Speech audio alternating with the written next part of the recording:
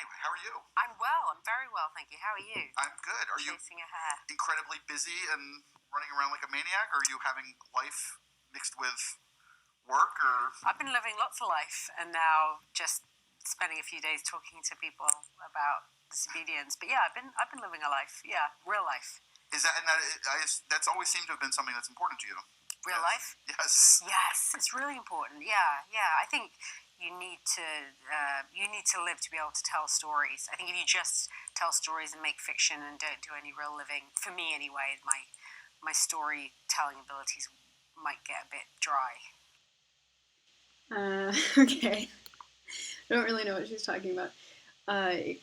The real life, it kind of reminds me of when Hoda Kotb was like, we really want all the hairy details. We really want all those facts. It's like, I live in real life, guys. I want real life. So, initial bias, Rachel Weisz. The dark hair, this kind of look, people are going to say N, F, N-I, F-I. Just looking at her, I would go with those. Initial bias, double feminine, F-I-N-E, N-I something, F something. Initial energy, not the most extroverted person in the world, but also not the most introverted person in the world. And do you spend much time thinking about where you are in your career and what this movie connects to this movie or any of that stuff? Or you No. just let it go? I don't know how to have... It's very hard to have perspective on your own... what you just said. Your body of work? No, I can't think about that without laughing. I'm English. We don't think about our body of work. My body of work. We just don't do that. I don't think. Well, you have to stay out of Hollywood. You have to stay out of Los Angeles enough to avoid that conversation, I guess. I don't know. We could give it a go. We could try. I don't really know how, though. Yeah. When you were a small child, well, I gather, in the process of doing this, I read some interviews that you wrote. You did actually for the last movie, where you played apparently you had never played somebody Jewish before. For my last movie? For the two movies, I guess it's now 2 or 3 movies whatever, ago. yeah, Denial. I was my first Jewish character. Yeah, I'd never played a Jew. And had you even thought of that before people started asking you at junkets? It sounded like... No, I'd never thought about it. It's kind of like, it wasn't something that was on my, in my thought process. Yeah. But Deborah lives that. I had never thought about it. Oh, initial energy. Initial energy, gotta be blast, sleep, blast, that type of thing would be my initial bias. I never thought about it, but she's also not really, like, stopping the whole production and going, let me think about that, and let me process this, right here in the moment. But kind of interesting that she said that, never thought about it. It's very, I would say she identifies as Jewish, so her whole, she's just very, of a religion, of a place, of Queens, or Upper West Side, I think she says, but I think it's Queens. So does your process of, in terms of putting together the character, include that, or is it kind of... For Denial? Yes. Well, I had her as my material. I was meant to be playing her, and the director... I come from a documentary, really, and it was more like a documentary. So I was almost sort of something I never normally do. Is I sort of imitated her. So that was the job. That was the task. Which is scary to do. Or? Yeah, it's sort of it's confining in a certain way. I think if I was doing it again, I'd make my own version of her. Obviously, if you're playing like an icon, if you like. Been offered a few times to play Elizabeth Taylor. I just thought of it as we're in the Burton room here. I guess it must be Richard. And so if you're playing an icon that everyone knows, then you have to get them right, get them down. But Deborah's not someone that she's not like a household name. So that idea doesn't appeal to you very much. To replicate someone. To create somebody. lived? I mean, I'm open to it. I'm open to it. I think it's more freeing to be left totally to your imagination. Freeing to be left open to the imagination. But you know what feels weird about this is she doesn't really feel naturally OE. Like, you guys, it's just so free. This is my savior state. It's so freeing to just have my imagination and let it run wild. It's kind of like, it feels like a demon state. Like, yeah, I love being free. I love just opening up to the imagination. We all love that, right, guys? Because someone who's savior OE is going to be like, no, I love control. And I'm a control freak, guys. And then what they're going to be doing all day is the OE. Probably. And digging into the Orthodox community for this movie, for Disobedience? I didn't really have to dig into the Orthodox community. Naomi Alderman, who wrote the novel that the film is based on, she grew up in this community in Hendon, and then she left it and went to live in New York. So she's a bit like Ronit, my character. I mean, she would say very different, but in that sense. Right. So we had the extraordinary access and point of view of someone who was born into it and lived it, loved it to a point, but then left. It was more Rachel McAdams and Alessandra Nivola had to really do the research because they were still in the community. My character's abandoned it. She's kind of cut it off like it's an extra limb. She's like, I've got nothing to do with this identity. I'm living in New York. I'm secular. I'm gay or bisexual. So when she goes back to the community, she's not very comfortable with it. So I didn't have to get into it in the way that they did. Do you get, I mean, is... That's kind of category talk. Gay, bisexual, just that category, right? Do you do process where you spend a lot of time researching and digging and going backwards, or do you try to stay within the realm of the material you're working with? I think it's... Well, I had the novel. I optioned the novel. But I mean in general, not just in this particular case. I do research. Yeah, I do.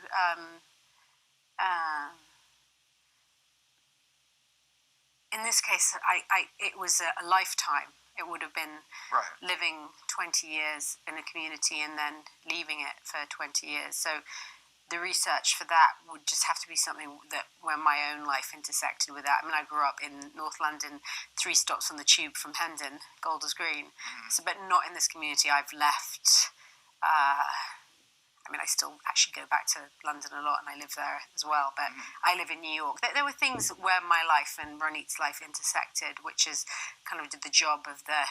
Research can be just an act of the imagination. It doesn't have to be like watching doctors perform surgeries if you're a surgeon, which I would do to be a surgeon. But So you would go to that length if you were playing a surgeon?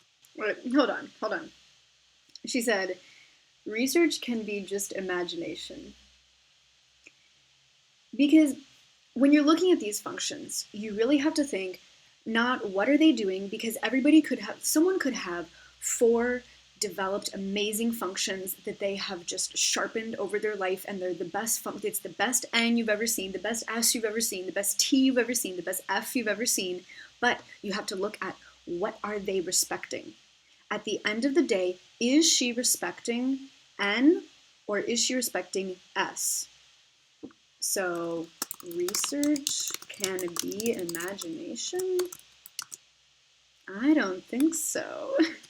Oh yeah. Just to be able to believe it, and then when you meet a surgeon and you spend 2 hours with them, you realize, oh, I'm really similar to you. In fact, I could be you, and you could have been me had something or other happened when we were younger. It's just that feeling of I'm you.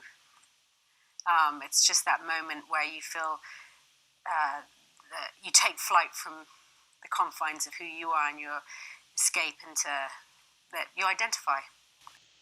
Okay, lost me a little bit there, Rachel. But it was so funny that she said, you know, you meet this doctor or whatever, and you have this moment like, oh, you could have been me and I could have been you. As a double decider, that is something that I kind of think about often and I kind of bring up in my speech a lot, is like, no, we don't have these set, like, identities. We're all the same.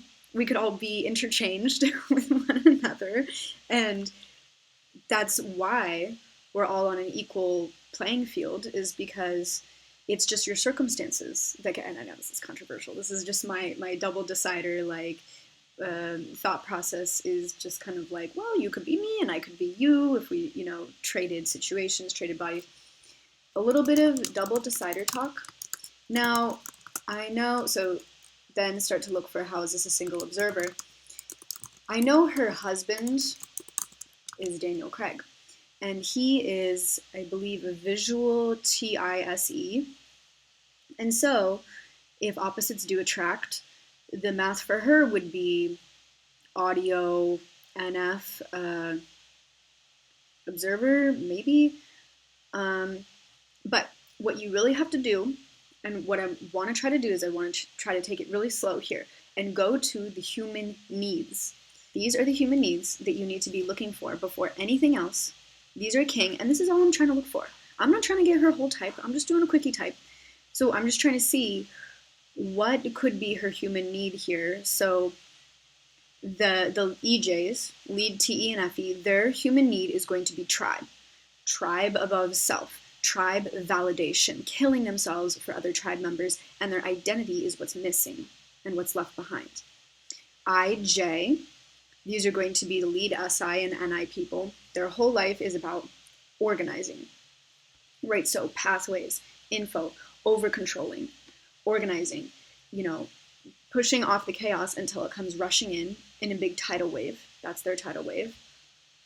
Opposite to IJs is the EPs, lead SE, lead NE. These are the gatherers. Core human need of gathering. So they're going to be the people in the tribe going out and finding new things, not responsible for organizing. That's their demon function. They're just going to be responsible for gathering new. And their tidal wave is going to be with the OI, with the organizing. And then opposite to the EJs is the IPs down here. So lead FI and lead TI. These people are going to have overblown identity functions where they've really developed their identity, really sharpened that. What's missing is the tribe. So they work on their identity for so long, and then they neglect the tribe, and suddenly tribe hate is their tidal wave. So I'm just trying to keep this in mind as I'm watching her video. What is she talking about? What could be her human need? It's just that moment where you feel that you take flight from the confines of who you are, and you escape into that you identify. So you're breathing in their space more than you're learning how to do a cross stitch, or I'm breathing. And by the way, that was N talk.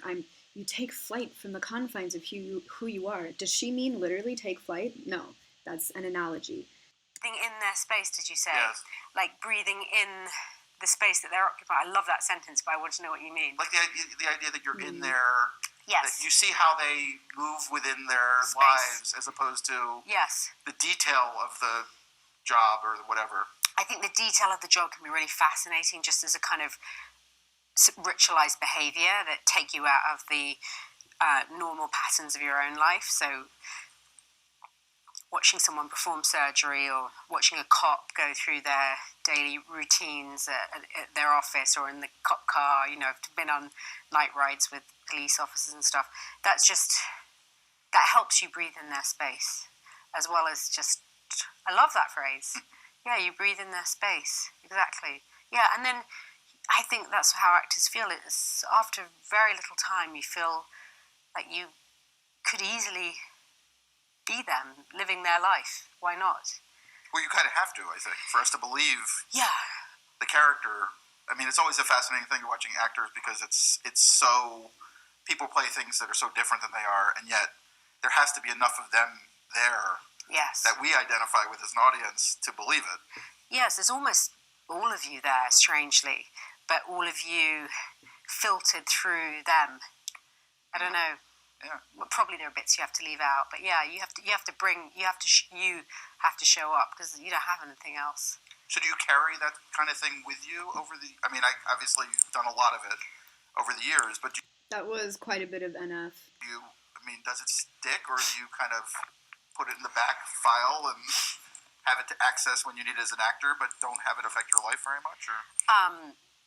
I definitely don't have like a back catalogue of all the parts I've played instantly accessible. They've gone into the ether now. But during the playing of the role, I think is what you mean, I've definitely learnt to, of course it affects you, it affects your dreams, it affects how you walk, stuff that you're not in charge of, like the unconscious stuff.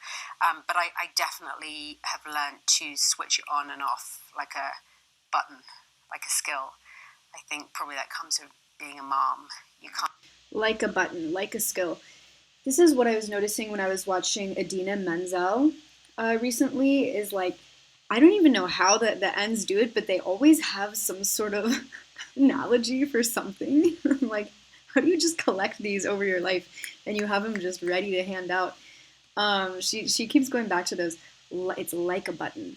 You know, what the N is doing is it's summarizing, it's categorizing, it's making analogies, staying away from the details and instead going to something metaphorical that can represent what they're trying to say.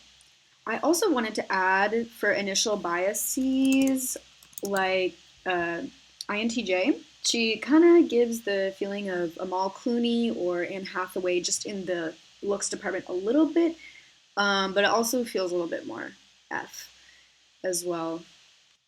But I definitely have learned to switch it on and off like a button, like a skill. I think probably that comes with being a mom. You just can't go home as your character. It's like you just can't do that because your kid wants you.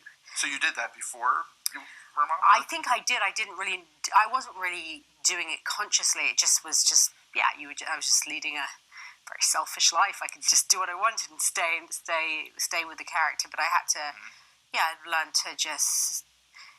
For me, actually, it only exists now between action and cut. Yeah. Okay. Also, don't know what she means by that, but it's interesting. She said, "You have to do it for my kid," and well, every parent is going to say that. But what was interesting is she said, for a long time I was selfish. Who talks about being selfish is actually the DEs, because they see, I was selfish here, I was selfish here. The DIs, out of my way. They just do it like naturally, and then they have to, they're peacocking their inferior DE and being like, no, you guys don't even know, I'm so selfless, I give to everybody. Whereas the DEs, like, I say this sometimes, I'm like, I know I'm being so selfish, I haven't, reached out or something like that. A point for DE. In a way that's palpable. So action that you just drop in, and cut you just drop right out. And has the pleasure of it changed for you in that process, Jay? There's much more pleasure, because the moment between action and cut is so potent. I'm not saying it's potent to look at, but it feels potent to get that lost in not your life, in the life of the fiction. It's feels like freedom, which, strange because it's been scripted, but feels like freedom. So is Big Machine movie at a studio better in that way, in that you get there are fewer hours spent waiting in your trailer and between those moments? Definitely the ratio of action to cut moments to waiting around is very high in favor of the acting moments on small movies, because there isn't time to do anything but do the acting. So that's joyous. Yeah. And has producing changed things for you, or? I mean, I think about 10 years ago, some really great producers came to me and asked me, did I want to start a production company with them, and what stories did I want to tell? And I was just like, I didn't know. I mean, I really didn't know. I mean, I knew a script when it came along, if I liked it, but I didn't have a sense of finding material. I just didn't know how to do it. So it took me until about 3 years ago, and I suddenly started to think, I'm interested in this, that, and the other. And hold on, what? So you were how old, and producers came to you and said, you've been acting for years, and they said, what stories do you want to tell, and you don't know? It feels like if this were DI higher, that should be like this story, right? But I would say that's also another point for DE over DI, just like, well, the story I want to tell? Well, I don't know. Let me think about it. So now, this is the first one that's made it to, that's finished Right. and to be viewed. But there's about 6 things that are in stages of development: stories, books, life stories, stuff like that. And I can't remember your question. Well, just whether there's a satisfaction, I guess, in being a producer. Yeah. Is it different? Is it a different experience when the movie's done than as an actor? I tell you, it's not a different experience between action and cut. So on the set. So in relation to Disobedience, I optioned the book, found the director, found the co-writer, was incredibly involved in the adaptation in terms of a written text, and then the filming began, and I was not involved in hiring of the DP, the set design, anything visual that was the film was completely Sebastian. I had no part in, and I became an actress, which was someone who, in my mind anyway, doesn't say I really don't like the way the walls look on the set. It's like that's the director's job, I feel. Interesting. That's their job. I don't really know what that points to, but she's like, at that point, I adopted my identity. And so other people, they had their jobs, I had my job. And then in the post-production, I was involved with other producers in the edit, in the storytelling, the film storytelling.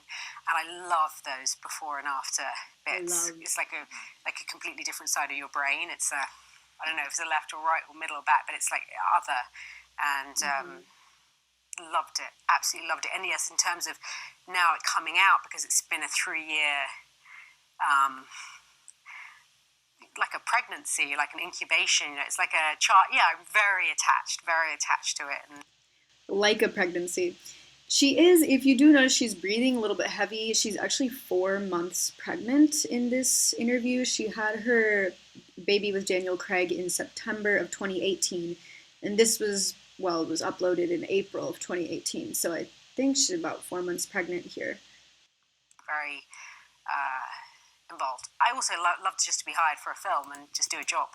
Right. That's got its own pleasure too. Less work. And will still happen. Yeah. Exactly, yeah. Do you still have that panic? Do you still think they're not going to hire you next week? Yeah. Definitely. Yeah, I think all actors do. I think we need fear. If we were complacent, I'm not sure. I don't know. It's kind of funny. Robert Pattinson also kind of says the same thing about acting. He's like, I just do any script that I really want to do because I assume no one will hire me for my next job. He's, lead FE, He's the DI, the self-esteem comes later, is lower. Now that's just something I noticed that he said that doesn't necessarily prove anything for her, but it's just interesting. He said the same thing of kind of like, well, I don't know. I assume no one will hire me for another job. I don't know. There's some actors who I think they get to a position as you are in that feel like they're making choices. I mean, one of the things always a conversation with young actors is that they really aren't making choices. That they are they do the work they can do because that's what gets offered to them. Yeah, completely. And you're paying the bills, and it's like this job, that job. Yeah, you just take what you get. But then you get to a position as you are in, and you get to be a bit more choosy and say no. Sure, yes, and it's learning what to say no to, I guess, is an art form, and then also like finding stories that I'm interested in as well. That giving birth to stories like this one. Yeah.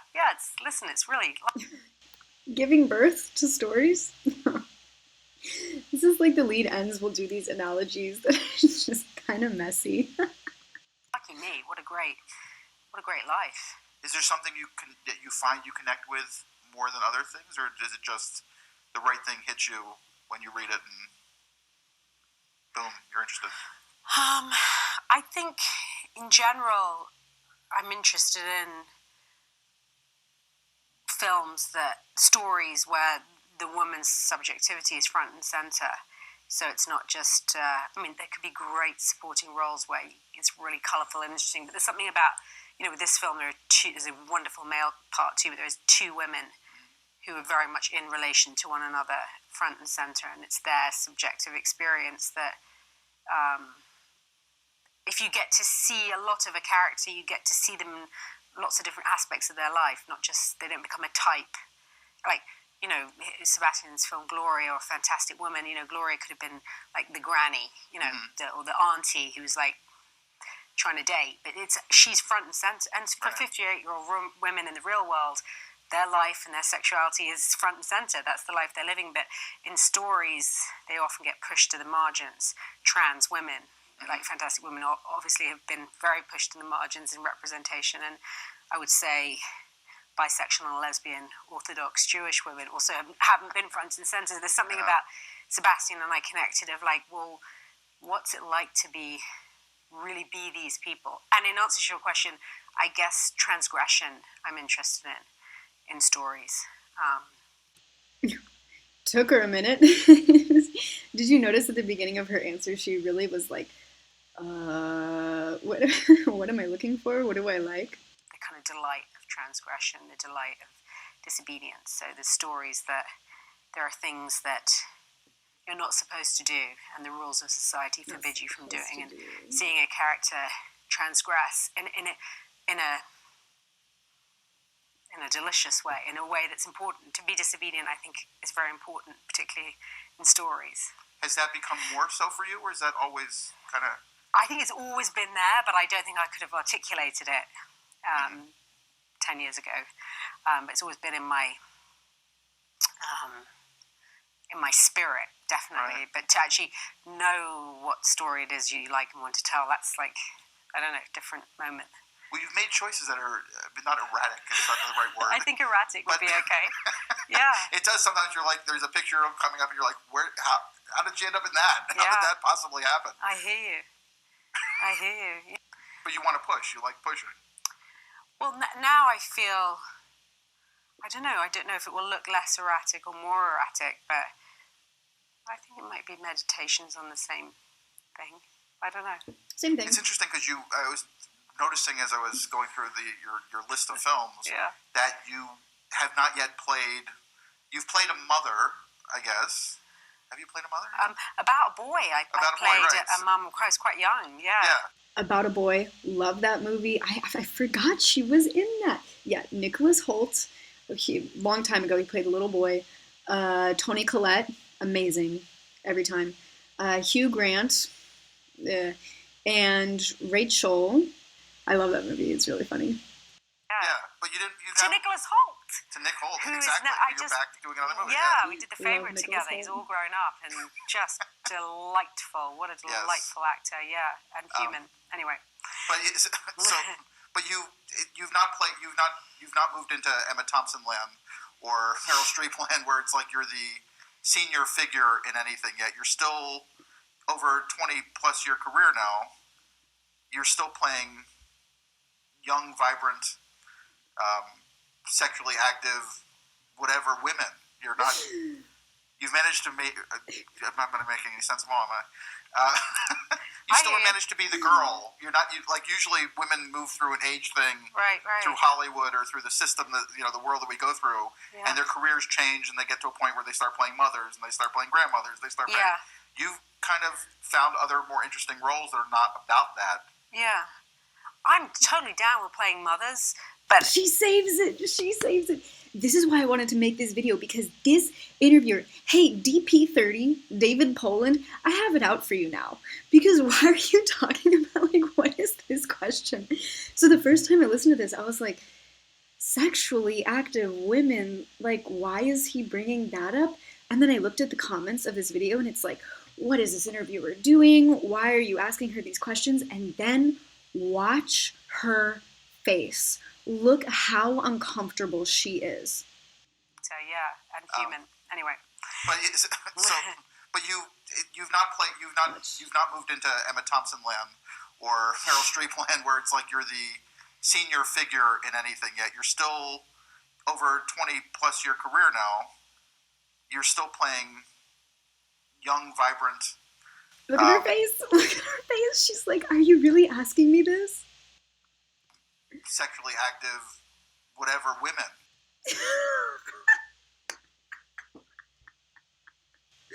Look at her face. Oh my god. And this is why she's so great. She's so polite, because me, masculine DE, I think I would have lost it. Like, why are you bullying me? I'm coming out right now. I'm like, DP30, why are you bullying Rachel Weisz? You can't ask that, man. Look at her face. And she handles it so gracefully. What a nice lady. You've managed to make, I'm not going to make any sense more, am I? Look at that smile. She's powering through this uncomfortable question. You still managed. That's a really nice response to that. To be the girl, usually women move through an age thing, right, through Hollywood or through the system that the world that we go through, and their careers change, and they get to a point where they start playing mothers and they start playing grandmothers. They start. Her face, she's like, ew. She's like, stop right now. Yeah. You've kind of found other more interesting roles that are not about. She's like, more interesting. That. Yeah. I'm totally down with playing mothers. And she saves it perfectly. So what he's kind of saying, which I don't think he said it in the most eloquent way, perhaps, is kind of like, as women get older, they get relegated to these certain types of maybe one-dimensional roles. And to also say that mother characters and like older female characters aren't interesting, that's not, I think, such a polite question to ask, a little bit uncalled for, but I get it. Sometimes you're trying to communicate something and it doesn't really come out the right way. Nothing wrong with that. Let's see how she handles it. But, not if that's the sole definition of the role, So, there's a film that I'm developing that's not quite ready yet, but based on a book called Crooked Heart, and it's sort of tonally and in many ways an homage to Paper Moon, but it's a mother-son rather than a father-daughter, but they're not actually related, and she's a small-time crook, a woman, and it's a boy who becomes her accomplice, and they're kind of it's a delightful comedy about, like in Paper Moon, you're just rooting for they're criminals basically, but you're rooting for them, so it's about kind of a delicious transgression. But she is sort of a mother figure, but she's not like, she didn't give birth to him and raise him at home, and I don't know, stories. Well, I think part of what I meant is more of an authority figure, I guess. An authority figure. Yeah. You've played women of authority, but you don't play, the authority figure female yet. In The Favourite, I think I'm an authority figure. Oh, well, there you go. It hasn't come out yet, but not in a maternal way. She's no joke. But yeah, we'll see. I haven't seen it yet, so. But you stayed young. You've stayed movie young. In my spirit. Even as you get older. Well, you're closing in on. Dude, let it go, please. Slowly closing in on 50. Yeah. So it's going to happen eventually. Yeah. But nobody seems to have noticed. I mean, I guess. Thank you. I suppose. Like, it's a bad thing. I don't think this question was very tasteful, but I get where he's coming from. But like, dear interviewers, like, maybe don't bring up the age thing so much. I don't know. I mean, I don't know what to say. I mean, that was a tough line of questioning, and she just handled it very gracefully and maturely. And I don't know if that speaks to any functions as much as it does just being a grown-up human, because that was a pretty uncomfortable position for him to put her in. He was also, this DP30 guy also interviewed Miles Teller and was asking about like the set drama and stuff like that. I think he might have, just a guess, he might have play a little bit lower, might be a little bit of a weaker muscle. Nothing against the guy, but like, yeah. So, Sebastian. That choice. Yes. I mean, obviously, Fantastic Woman has now made him a hot commodity around town and all of that. Yeah. But you made that choice before. That all blew up. Yes. What was it? Was it about because the movie is very, it's the kind of material that's very susceptible to being over the top or being, too Hollywood. I mean, you can definitely like make it into a structured piece, and this feels much more like not an improvised movie, but like a breathing, intimate documentary film. Was that the choice with him? Was that there was something about him that? Did you guys discuss that? Was there a sense that he was going to go that way, or? No, I didn't ever ask him to pin down the tone or the style. I would never do that to a director. I just knew that he wanted a sense of reality, that these are real, living, breathing people facing huge conflicts, challenges in their life with their identities and their sexuality and their faith and, really huge, massive, big existential questions. What I loved about him was, he's from Latin America, he's Catholic, he's straight, he's a man, and he read this book, and the themes of kind of like disobedience, obedience, existential self-determination, freedom, identity, they spoke to him from where he was sitting. It wasn't that he knew anything about this community, and I felt the same way about the story. So I think we felt the same way about that. Yeah, but I'd seen his films, and I saw that he's also interested in playing with genre, I think, a little bit, I would say. Like Fantastic Woman goes from, sometimes it's a thriller, and then it's a romantic film, and then it's like a musical trope, and I think he's got a little bit of a postmodern playfulness. But no, I would never pin him down. He's an auteur. I respect directors. I think often wouldn't even be able to explain in advance what it is they were gonna breathe into the story. So when you make that connection, that's you're just trust.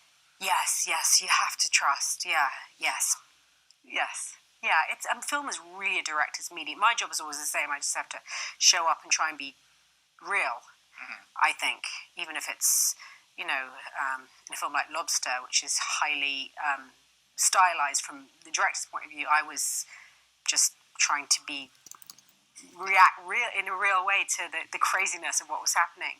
But yeah, so I don't get involved with the director in that way. I don't make them explain themselves, because I find that if I'm acting and someone tries to make me explain myself, I'm going to fuck up. It's just you can't explain. It's unconscious, mainly.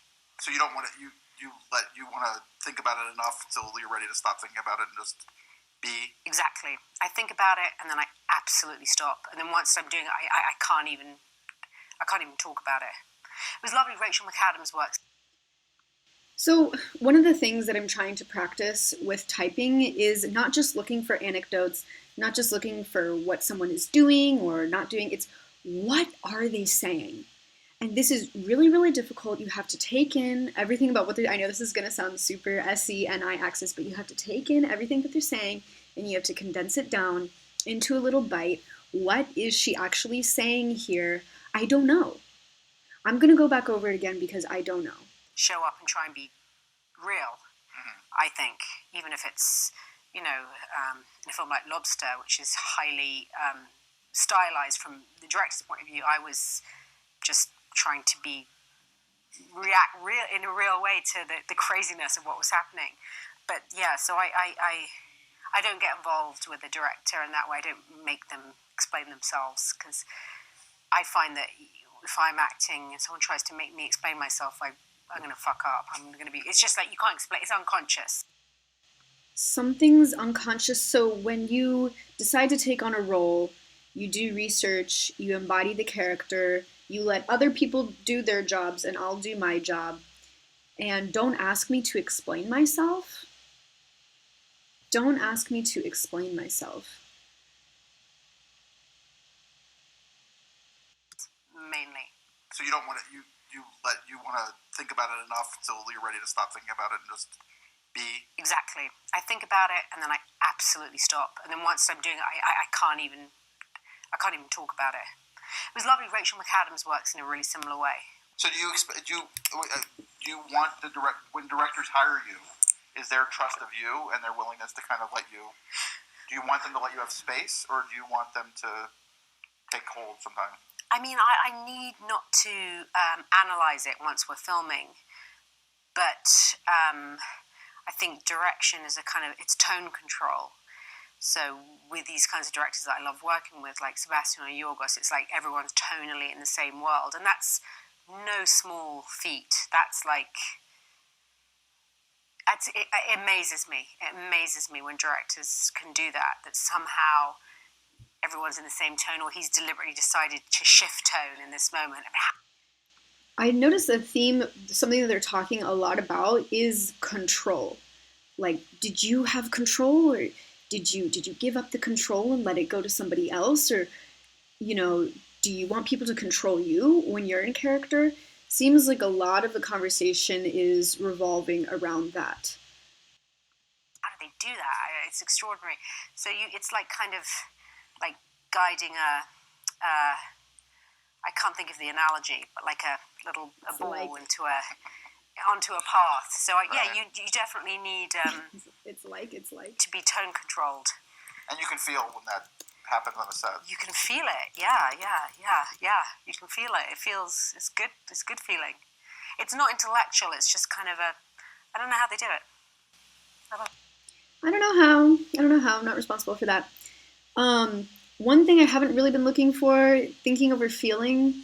One thing I would say about the lead feelers is they're always coming up with these fancy words for feelings. Like, I had so much empathy, and then I felt shame. And then she doesn't really seem like that. She's like, it's a happy feeling. It was a bad feeling. It was a good feeling. Kind of more simple. So I know she looks very F, but maybe even T over F ? I'm not trying to get her whole type. I'm just trying to take a couple guesses. So when something's working on a show, you know it's working? No, I mean, you don't always know. No. Sometimes I've done things and I just thought, that just didn't feel... sometimes it feels right and it's not right. Sometimes, because that's just all to do with the director and the edit and what tone they're after. And I can't act in a tone. I don't know how to do... I don't think... Right. It's not something you can actually do. Tone. You can't act tone, but you can direct tone. So somehow... You can't act tone, but you can direct tone. I don't know. This is a things conversation, and it kind of feels like OI because it's like I have my control here, and then he's gonna have his control over here. But like, don't mess up my control right here. She's like, well, I'm just gonna act tone and have this like this. Feels like it keeps coming back to that control and chaos and things conversation, but I don't know. That's what I think great directors do. So when you did Lobster, for instance, did you need to know what it actually all meant? No, I did not ask. Or did you just worry about your character? I just tried to play the truth of the moment and my character. That was more than enough to be getting along with. It was a challenge. So like NT will prioritize the abstract reasons, the reasons in the abstract. He said, did you need to know why this and this? She's like, no, I just needed to know the truth. The truth. But is that savior, truth would typically be like a T thing. Is that a savior or a demon? Very challenging, but an interesting challenge. Yeah. And you went back to Yorgos again. You shot another movie with him. Yes, I would work with him whenever he likes. Yeah. Because it's just the experience is pleasure. It's unique. I wouldn't say it's all pleasure. It's unique. It's challenging, and he's it's mysterious. It's kind of like being lost in the woods. I mean, in Lobster, that was actually literally true. We were in the woods in Ireland, but there's a way in which he leads you to be lost in the woods. So you're not really in charge of your craft, shall we say? Right. Not at all. Yeah, and he's not really interested in that. He's interested in something. The control again. You're not in charge of your craft. Outside of that, I don't know if I'm even right about this because I don't know. We've never discussed it. So has it been a consistent... It sounds like you're kind of at a place where you have your hand on it. You figured it out. You kind of know what you want to be doing. And are finding ways to do it. Yeah, I think that's a really fair assessment. I think I know what my taste is and which kind of people I'd like to work with, and some of those things will, you never know if a movie's going to work or not. But yeah. And so it's taken these years to grow into that knowledge, or did you? You never know if a movie is going to work or not. You never know if it's going to work. Kind of some block banging, but also kind of like she kind of says that again and again. You never know. You can never know. And kind of the sensory over intuition will do that a lot. Like I'll do that. Like, well, you just can't know. You can't know the future. Can't know the pathways or anything. Which is a little bit in contradiction with a lot of her analogies. Another option is, she could be a decider and switching back and forth between S and N. Oh, we can't know. Oh, but, analogy land and everything fits in a category. Always just going to have it and just couldn't express it, or? I don't know. I think it probably took a little time, to know, to be able to see the wood for the trees. Yeah, I think so. Yeah, but it was lovely. I've worked with some incredible people before I even knew how talented they were. Worked with some wonderful, wonderful directors. So, yeah, sometimes there's instinct without knowledge. I love The Shape of Water. Yes, well, Guillermo has his own space on the universe. Yeah. He's undeniable. I see that this movie, obviously, is a completely different genre, but I see it as a cousin of Shape of Water, in that finding the freedom to love who you want to love. And Guillermo's film, obviously, set in is it the 60s or the 50s? 60s. Yeah. Both. And it's a woman of colour who's experiencing racism, a homosexual man who can't be out. The society's saying you can't be who you want, and Sally's I love Sally Hawkins. Sally Hawkins is a mute. I mean, obviously seen it, the story, but they're all trying to live their lives and be free. And this creature that everyone says this is grotesque, and he's a god. I mean, he's a beautiful god, but people can't understand it. I see this film a bit like that. It's like a meditation, like a non-fantasy version of how can you be free to love who you want. Well, I think it's interesting because the religious element. The freedom, again, controlled chaos. The freedom to love who you want. Of it is not really the center of it. No. It's really the people and just anything that tries to keep you within a suction. The IP is really the people who are trying to hold you back.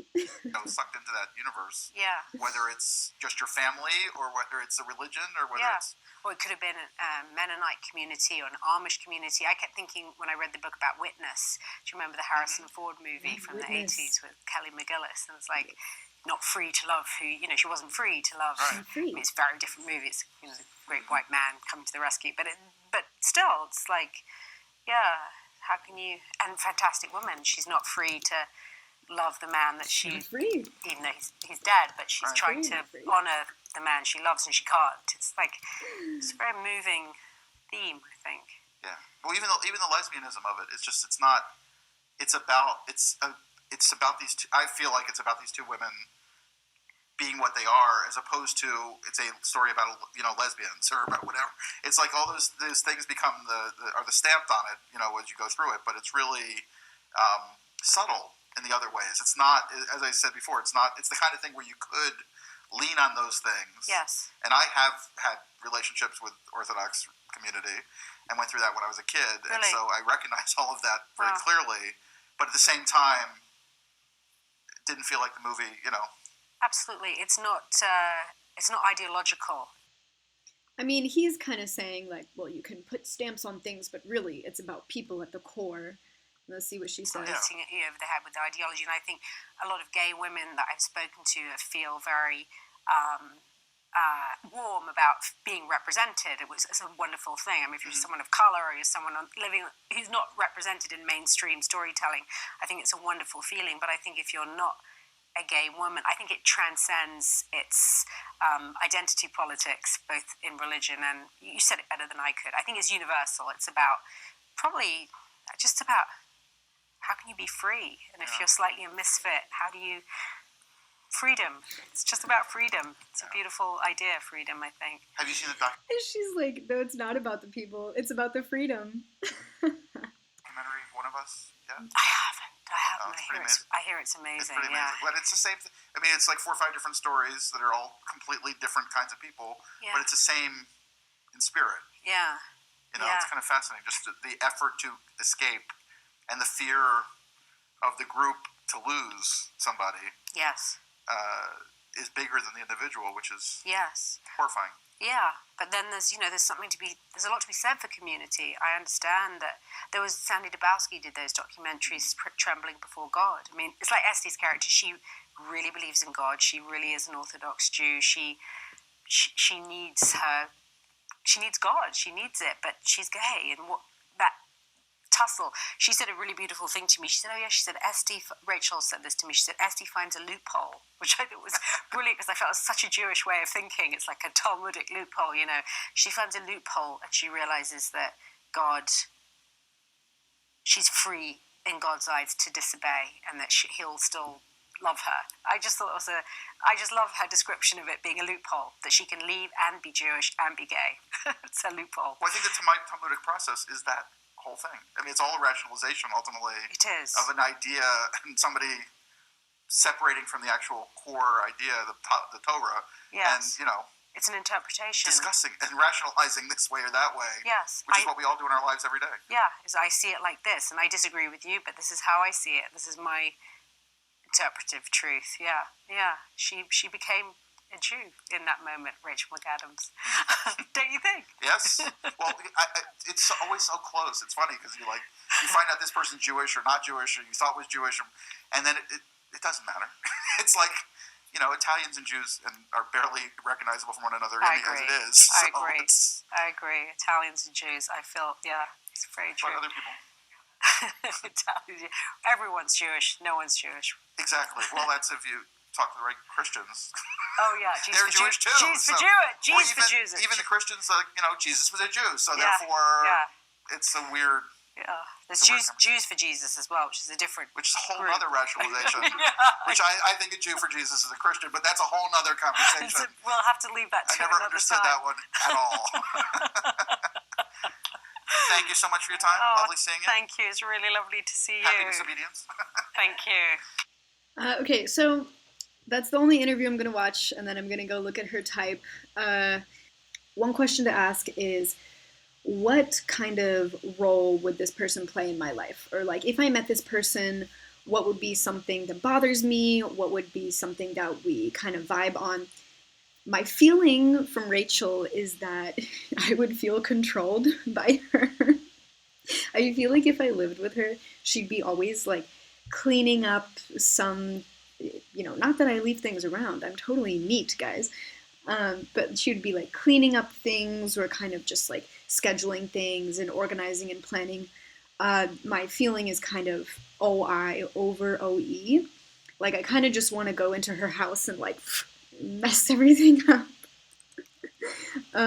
So I would say that human need of OI over OE.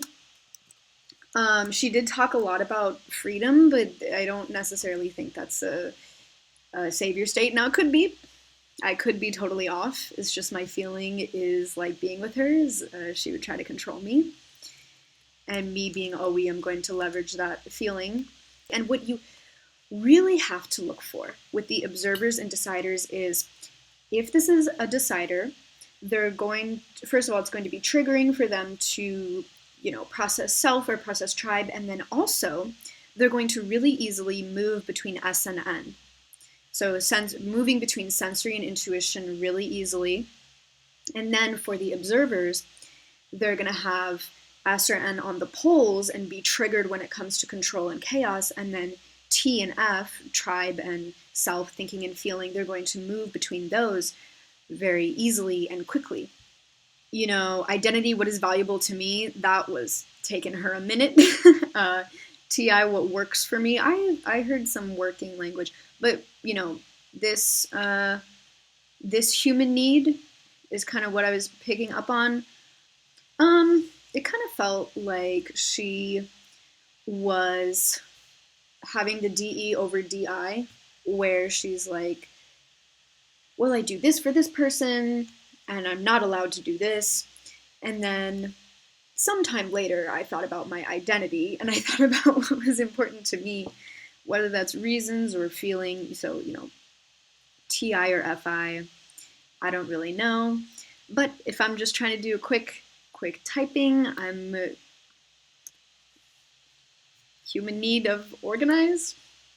I don't know. And for the sexuals, I'm going to guess double feminine. Like, I don't think this is double masculine, right? All right, here we go. No. I was so off. Okay, I wasn't that off.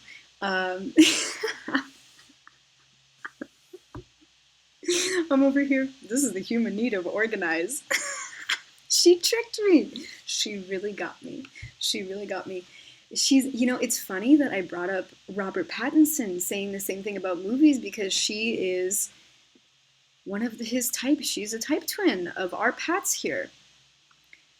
So she is double feminine, FE, play, consume, sleep, blast, last. Okay, so I was getting, I got N over S. I didn't get OI right at all. She looks controlling. I got double feminine, and I got DE over DI. So that was pretty good. So I got, what did I get right? N over S, and I got DE over DI. Okay, not bad. Not a blaster. She's not a blaster. I didn't see any blasting lessons. So where did I go wrong here?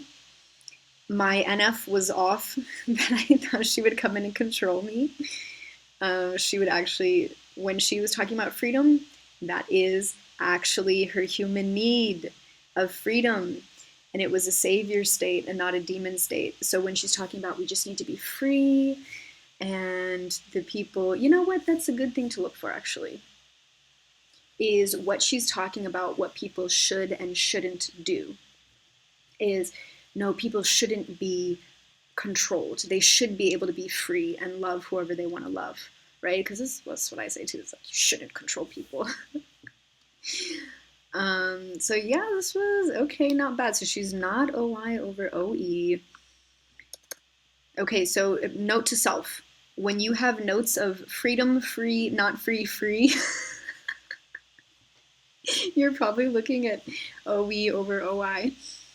But something I got really wrong was she's a decider. I still suck at that coin. I really suck at that.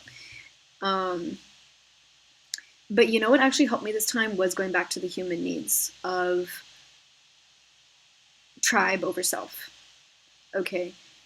She just was talking so much about things. So, this is her type, is feminine FE, masculine NE. So she has double feminine blast. I wasn't really seeing a lot of lessons. She has double masculine consume. Interesting. So yeah, she's play, consume, sleep, blast. So what's interesting about this is that she's, like Robert Pattinson, this is a type twin to Robert Pattinson, is that they're a glass lizard because they are double activated on their fourth function, the TI.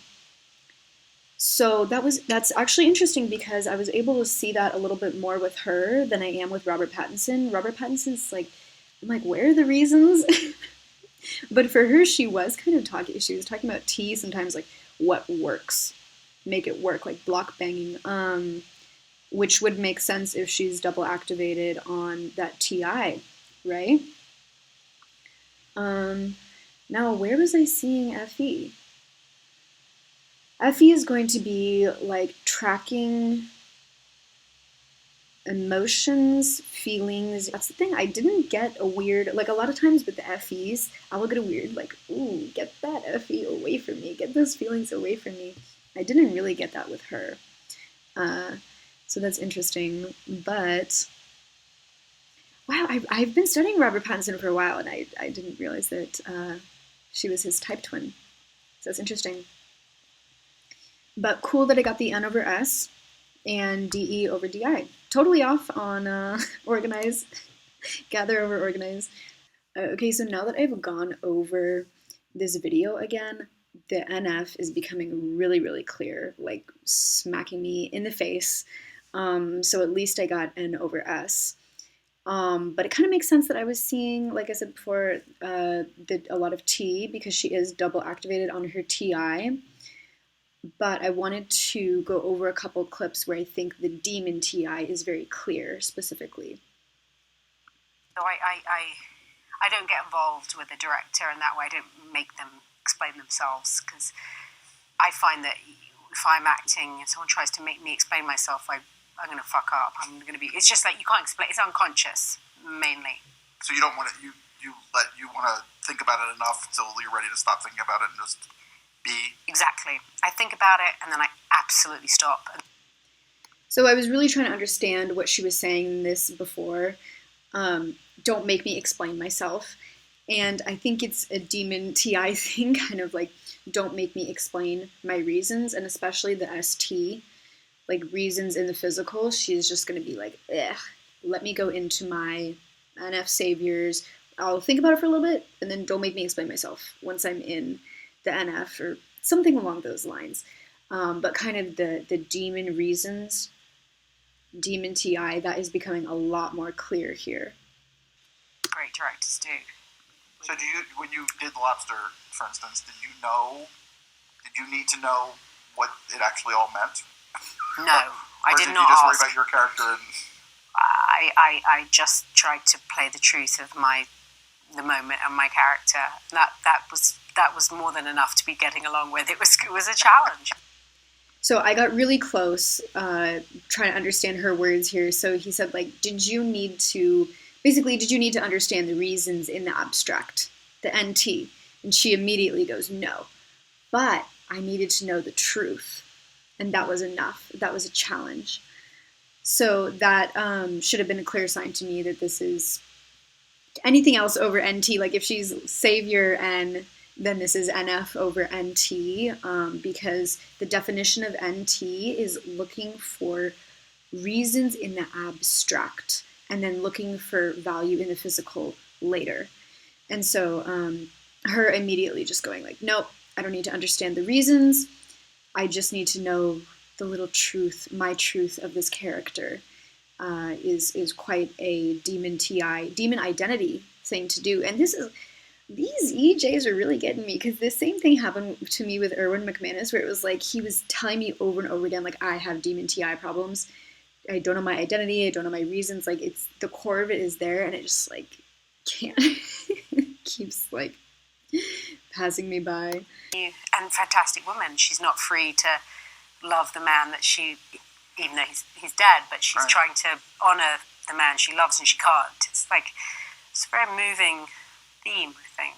And I think that now that I'm looking over it again, it's very clear how much more comfortable she is in the NF, and just kind of like, well, freedom in how people feel, that's very much like a savior and quite obvious to her. And I won't lie, I can see how I kind of got confused here, because she does definitely talk a lot about freedom and limiting choices, but then again, you have to look for the human need of identity. So what is going to freak her out at the end of the day the most? And what is she the most insecure on? And she's not really having control freak outs. Like, there is a little bit about like control and freedom, but like the two clips we saw earlier, it was also a lot like when she goes into her roles, it's about the demon identity and demon TI. So nice to get that lens. One thing I wanted to process though is I'm like, I can't believe I didn't see that this is just another play consume idiot like me. And one thing that should have really given it away was how much he would ask her a question and she was not processed on it. And she was just like, oh, I don't know. I've never thought about it before. It didn't seem like absolutely last. And I was right, the sleep wasn't absolutely last because also she doesn't have that energy level. And I wasn't really seeing info dom versus energy dom. I mean, I only watched 30 minutes here, but she definitely is silly, like a play consume. And she does have a more calm energy than me, I feel like. But one thing you can look for is how much are they channel changing in their speech. And she was doing that quite a bit. But next time I do a typing, I definitely want to look for, is this person kind of meandering off in their speech, or do they have a way, right? And she didn't feel too crazy, but she also, like, she didn't feel like play blast, crackhead, but she also didn't feel like she had a way. Like there wasn't some conclusion she was coming to with every sentence. But still, like, looking at her, she still kind of looks like she would be control over chaos. But then you just listen to her talk and you watch her body language, and yeah, it's pretty clear this is Yibby Skibby. But basically, Rachel Weisz, Weisz. I think she's a really cool lady.